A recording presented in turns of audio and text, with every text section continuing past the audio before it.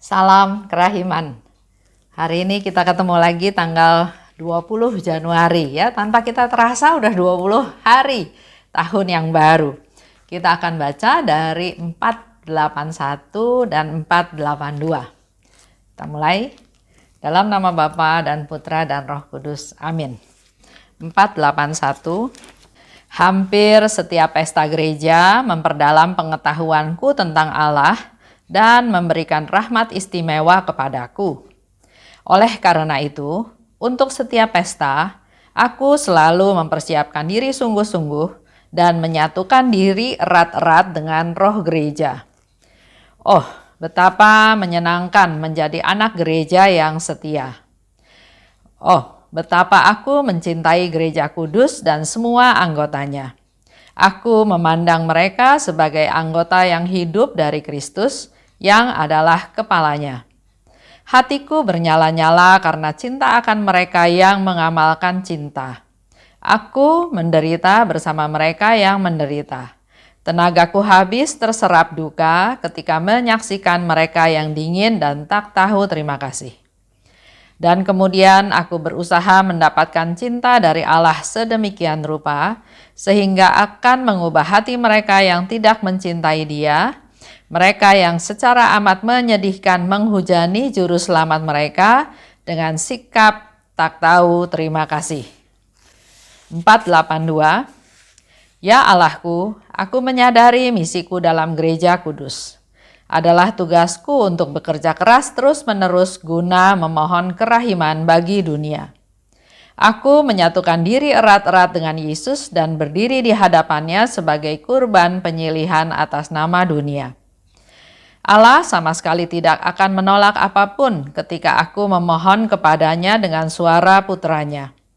Pada dasarnya, kurbanku sama sekali tidak ada artinya.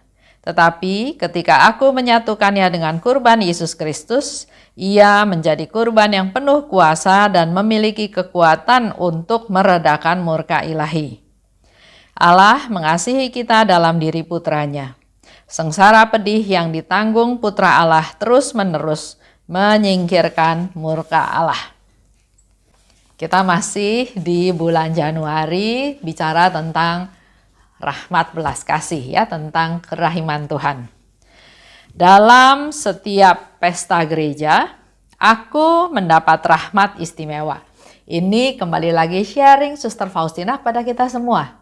Saya juga dulu ya, kalau ada pesta gereja, ya kalau bisa datang. Kalau nggak bisa ya sudah. Biasanya kan nggak wajib ya. Tapi hari ini Suster Faustina mau memberitahukan pada kita semua bahwa setiap pesta gereja aku mendapat rahmat yang istimewa. Bukan rahmat yang biasa-biasa, tapi rahmat yang istimewa. Oleh sebab itu, aku perlu mempersiapkan diri. Di dalam setiap pesta gereja, mempersiapkan diri dan menyatukan diri dengan roh gereja. Ada banyak pesta, ada banyak perayaan di dalam gereja kita ya. Nah, dengan adanya pandemi ini saya rasa kita juga banyak semakin tahu pesta-pesta, khususnya pesta nama yang diselenggarakan di dalam gereja. Biasanya kita kan ke gereja hanya hari Minggu. Jumat pertama pun ada yang pergi, ada yang enggak.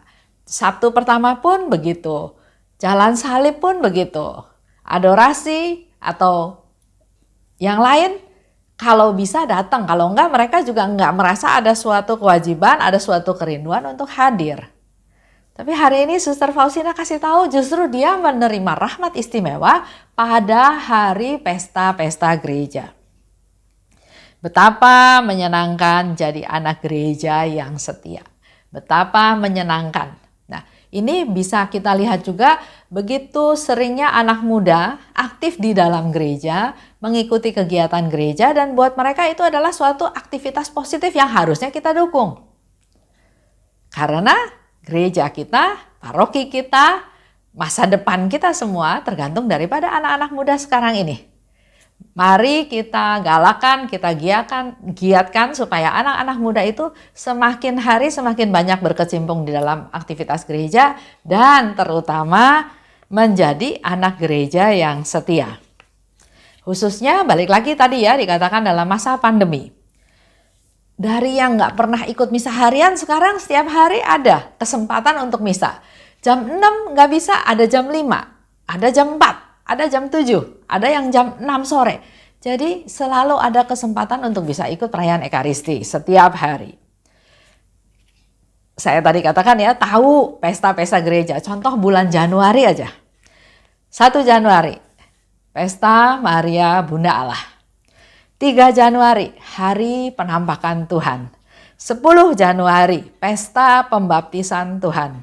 18 Januari, Pekan Doa Sedunia untuk Persatuan Umat Kristiani. Ini mungkin kita nggak tahu tadinya ya. Sekarang dengan kita lebih sering di rumah, kita bisa melihat, bisa mendapat banyak informasi dari teman-teman melalui WhatsApp group. Maka kita bisa tahu sekarang bahwa ada Pekan Doa Sedunia untuk Persatuan Umat Kristiani. Tanggal 25 Januari, nanti ada Hari Pesta Bertobatnya Santo Paulus. Tanggal 28 Januari, itu Hari Pesta Santo Thomas Aquino. Jadi banyak ya yang bisa kita pakai menjadi satu kesempatan untuk mempersiapkan diri lebih untuk menerima rahmat-rahmat istimewa seperti yang di-sharingkan oleh Suster Faustina. Hatiku bernyala-nyala karena cinta akan mereka yang mengamalkan cinta. Ini sharing Suster Faustina buat kita semua. Dia bercerita bahwa hatiku bernyala-nyala kalau ada di antara kita, khususnya para devosan kerahiman yang mengamalkan cinta. Dia hatinya bernyala-nyala oleh cinta karena kita mengamalkan cinta. Dia juga ikut menderita bersama mereka yang menderita. Tenagaku habis terkuras, terserap oleh duka terhadap mereka-mereka yang dingin dan tidak tahu terima kasih. Itu juga bukti kepedulian Suster Faustina kepada mereka-mereka yang dingin, yang nggak tahu terima kasih. Tenaganya terserap habis oleh mereka. Karena Suster Faustina sangat rindu supaya mereka juga bisa mengalami kasih Tuhan. Aku berusaha untuk mendapatkan cinta dari Allah. Jadi tadi dikatakan tenaganya habis, terserap oleh duka yang disebabkan oleh mereka yang dingin dan tidak tahu terima kasih. Tapi dia nggak stop sampai di situ, dia nggak pasrah, dia nggak berserah, dia nggak putus asa, tapi dia cari Allah. Dia katakan, aku berusaha mendapatkan cinta dari Allah. Jadi Faustina mencari cinta, kekuatan cinta dari Allah, sehingga dapat mengubah hati mereka yang tidak mencintai dia dan yang tidak tahu terima kasih itu untuk suatu hari nanti dengan siraman cinta yang terus-menerus yang mengalir dari Tuhan, orang-orang yang tidak berterima kasih, orang-orang yang tidak mengasihi Yesus, setahap demi setahap didoakan, dia akan juga mengalami kerahiman Tuhan. Contoh jiwa yang nggak tahu terima kasih. Coba kita refleksi ke diri sendiri. Susah nggak sih berterima kasih sama Tuhan? Banyak hal ya, hal-hal kecil aja. Terima kasih karena diberi kesehatan. Terima kasih waktu bangun pagi ternyata masih diberi kehidupan. Terima kasih karena diberi keluarga. Terima kasih karena diberi suami yang baik. Terima kasih karena diberi anak-anak. Terima kasih juga karena masih punya pekerjaan. Terima kasih juga karena walaupun di PHK tapi Tuhan memberi kesempatan kepada saya untuk membuka lahan baru, membuka aktivitas baru, membuka peluang baru. Jadi banyak yang bisa diungkapkan, ditujukan terima kasih kepada Tuhan. Dengan tidak pernah bisa ke gereja bareng, dengan adanya corona ini, mereka dalam satu keluarga, ayah, ibu, dan anak bisa sama-sama ikut dalam perayaan Ekaristi secara online. Tapi itulah kebersamaan yang Tuhan berikan, Tuhan sediakan. Mari kita berterima kasih. Berterima kasih untuk segala hal. Bahkan berterima kasih juga karena ada channel YouTube ini. Saya juga sangat berterima kasih karena dengan demikian saya dalam tanda kutip dipaksa untuk setiap hari membaca diary tersebut dan mencoba merenungkannya. Terima kasih sama Tuhan.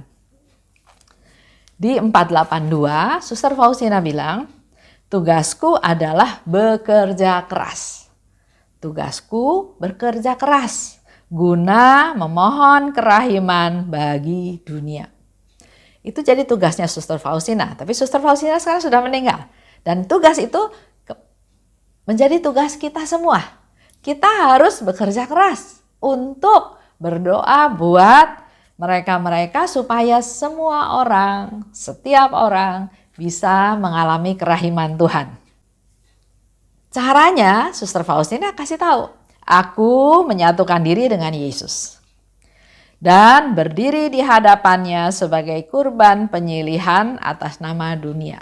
Jadi dia menyiapkan dirinya, keberadaannya untuk menjadi silih, untuk berkurban, untuk menyelamatkan jiwa-jiwa di dunia.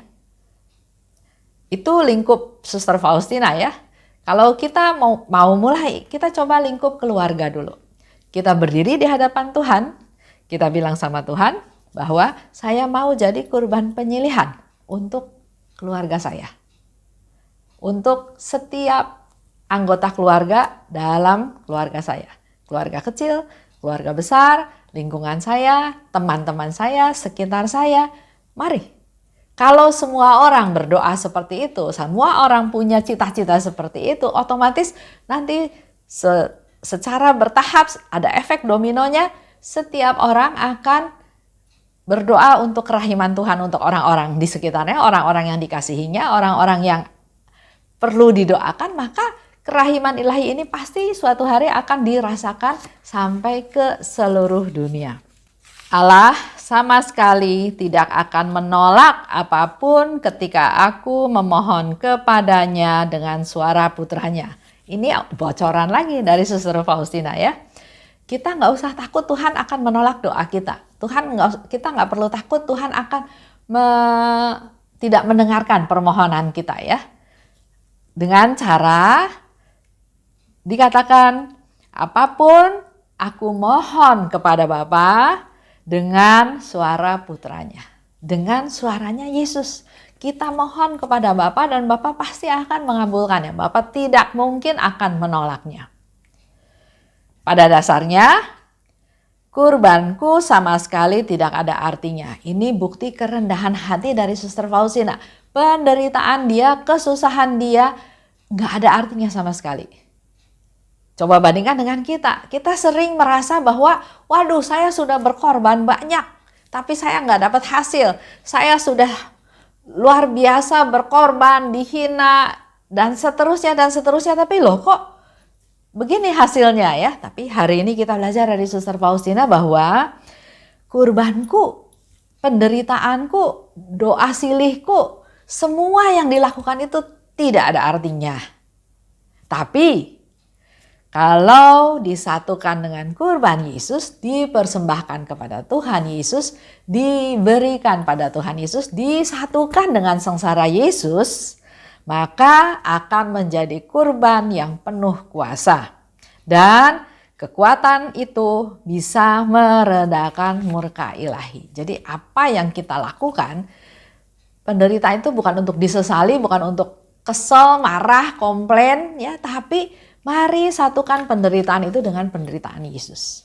Dan penderitaan yang tidak ada artinya itu bila disatukan dengan penderitaan Yesus maka akan menjadi suatu hal yang mendatangkan kuasa. Kurban yang penuh kuasa dan ada kekuatan untuk meredakan murka ilahi. Allah mengasihi kita dalam diri putranya. Sengsara pedih yang ditanggung putra Allah terus-menerus menyingkirkan murka Allah. Ini menjadi satu masukan buat kita semua bahwa penderitaan Yesus yang Yesus alami, begitu pula kita para devosan yang menjadi pengikut Yesus dalam hidup sekarang ini mungkin juga mengalami jatuh bangun, mengalami penderitaan. Tapi Bapak Ibu jangan khawatir karena Allah mengasihi kita. Allah mengasihi kita karena kita semua sudah ditebus oleh Yesus putranya.